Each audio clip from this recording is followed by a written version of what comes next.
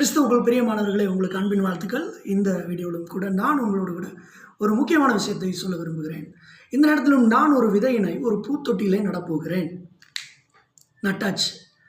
அதற்கு தேவையான தண்ணீரை ஊற்றப் போகிறேன்.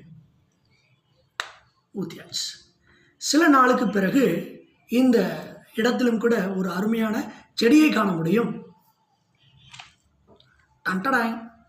எஸ், இதே போலதாங்க இந்த இடத்துல இவ்வளோ அழகான செடியும் ஒரு அழகான பூவோடு இருக்கிறதுக்கான காரணம், இந்த விதை நட்ட இடத்துல ஊற்றப்பட்ட தண்ணீரே முக்கியமான காரணமாக இருக்கிறது. பிரியமானவர்களே, நம்மளுடைய வாழ்வும் கூட வேதத்தின்படியாய் பார்க்கலாமே.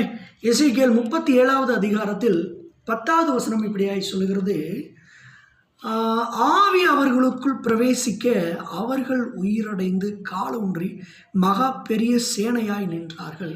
ஆமென். பிரியமானவர்களே, இந்த இடத்திலும் கூட வெறுமையாக இருந்த அந்த பூத்தொட்டியிலே விதையை விதைத்து அதிலே தண்ணீரை ஊற்றிய பிறகு சரியான காலத்திலே அருமையான செடியும் அதனோடு கூட அழகிய பூக்களும் இலைகளும் கூட முளைத்திருப்பதை நம்மால் காண முடிகிறது. அதே போல ஆவி அவர்களுக்குள் பிரவேசிக்க அவர்கள் உயிரடைந்து காலூன்றி மகா பெரிய சேனைகளாய் நின்றார்கள் என்று வசனம் சொல்கிறது.